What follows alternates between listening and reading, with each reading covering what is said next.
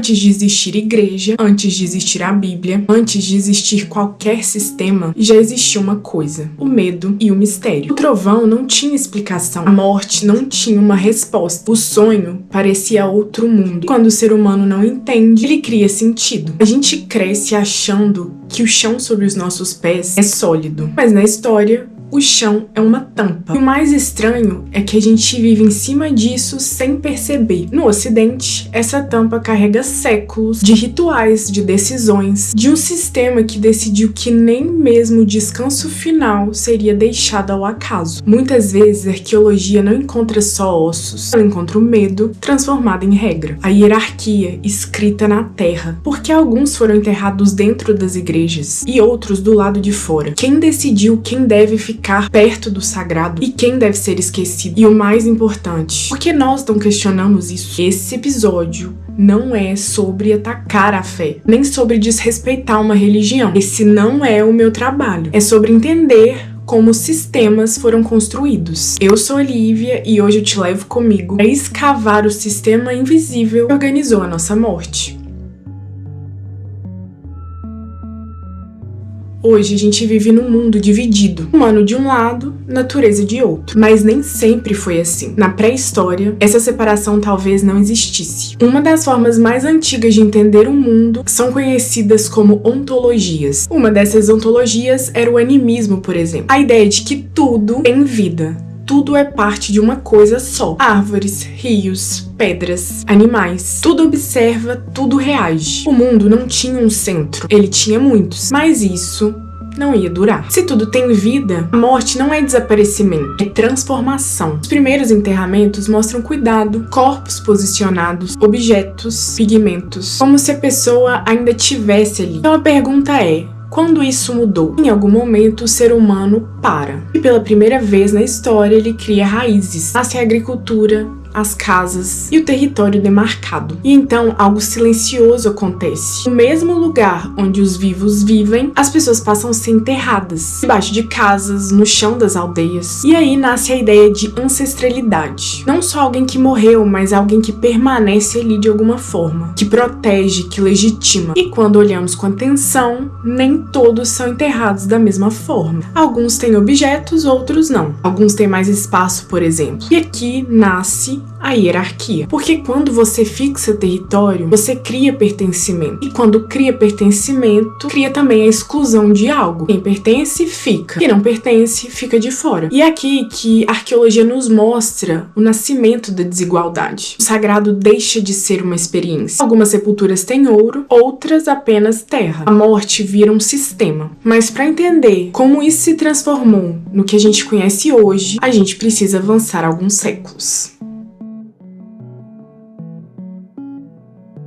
No mundo antigo, especialmente em Roma, o sagrado operava como uma extensão da vida pública. Antes da organização da igreja, já existia o Collegium Pontificum. A palavra pontífice vem daí. O construtor de pontes entre o mundo dos homens e o plano divino. O imperador romano, por exemplo, não ocupava apenas um cargo político. Ele ocupava a função de Pontifex Maximum, o sumo sacerdote do Estado. Para o Estado romano, o foco não era a crença individual, ou o que se sentia no coração, por exemplo. A prioridade era o cumprimento do ritual, o sacrifício correto. Então, nesse contexto, a religião servia como o cimento do império. E é dentro desse mundo de hierarquias e impérios que surge uma figura que mudaria tudo: Jesus Cristo. A mensagem original era de ruptura, focada no espírito e a proximidade direta com o divino. Mas, após a sua morte, o movimento se espalha e encontra a estrutura de poder mais eficiente da época, o Império Romano. Com o Edito de Milão e o Concílio de Nicéia, o cristianismo deixa de ser uma fé perseguida para se tornar a estrutura do Estado. E é aqui que precisamos fazer um recorte. O nosso foco hoje nesse vídeo é o cristianismo ocidental, que se organizou em Roma, que se espalhou pela Europa e posteriormente para o mundo todo. Ou seja, a igreja herdou a máquina de Roma e quem organiza a vida inevitavelmente passa a organizar a morte. E dentro desse cenário,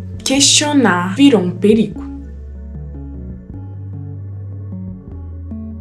Quando eu comecei a estudar a história da igreja e arqueologia da morte lá na Universidade do Porto, eu achei que estava aprendendo datas. Cristianismo chega à península, dioceses, paróquias, tudo parecia organizado demais. Mas quando você começa a ler autores como José Matoso e Fortunato de Almeida, algo muda. Porque nos primeiros séculos do cristianismo acontece uma mudança silenciosa, mas radical. O corpo deixa de ser descartável, porque agora ele vai ressuscitar. Isso muda tudo, porque não é só mais enterrar, é enterrar certo. Posição, orientação, proximidade com o sagrado. E junto com tudo isso, nasce um medo novo, o medo de errar. Porque um corpo fora de posição podia significar uma eternidade fora de ordem. E então a igreja faz algo decisivo. Ela cria o espaço sagrado, que não é simbólico, mas físico. Os mortos passam então a ser enterrados ao redor da igreja e depois dentro dela, mas não todo mundo. Quanto mais perto do altar, mais perto de Deus. Em muitas igrejas medievais,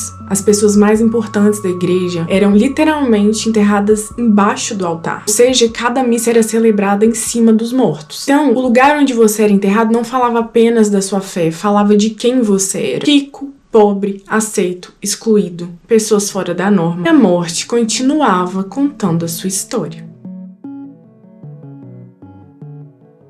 E existia algo mais forte, a excomunhão. Ser excomungado não era apenas ser expulso da igreja, era perder o direito à morte correta, sem ritual, sem espaço sagrado, sem garantia de eternidade. Mas existe algo ainda mais inquietante: os corpos que não aparecem, pessoas sem registro, sem nome, sem história. Na arqueologia, o silêncio com toda certeza também fala. Mas tem uma pergunta que fica: por que as pessoas obedeciam? Resposta curta: medo. E não qualquer medo. O medo do que vem depois da morte. Na Bíblia, o demônio é vago, mas na arte medieval, ele ganha forma: chifres, garras, tortura. A grande maioria das pessoas não sabia ler. A Bíblia não era acessível como hoje. Ela era lida, interpretada e transmitida por quem tinha autoridade dentro da igreja. E ao longo da história, essas interpretações não foram fixas. Durante séculos, os debates sobre as heresias dividiram o próprio cristianismo. Em concílios que aconteciam no território romano, decidia-se o que era verdade e o que deveria ser excluído da Bíblia. Textos bíblicos eram preservados e outros simplesmente deixados de lado. E a forma de entender o bem, o mal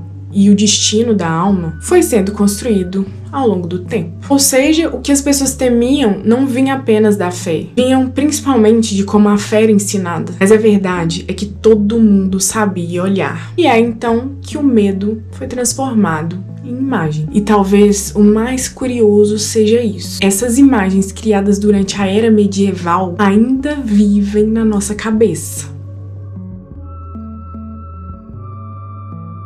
Mas entre o céu e o inferno existe um terceiro lugar, o purgatório, um lugar temporário de sofrimento, mas com esperança. Isso muda tudo porque agora o sofrimento tem tempo e o tempo pode ser reduzido. Então surgem as práticas das indulgências, pagamentos, em troca da redução do sofrimento depois da morte. O medo da morte ganha um preço. A salvação pode ser negociada. E como eu disse, controlar a morte sempre foi uma das maneiras mais eficientes de controlar a vida. E sistemas como esse não desaparecem. Eles se adaptam e atravessam oceanos. Quando Portugal chega ao Brasil, ele leva tudo isso junto. Igreja no centro, cemitério ao redor, castigo, a necessidade de obedecer ao divino e a mesma lógica. Quem tem direito a quê até depois da morte?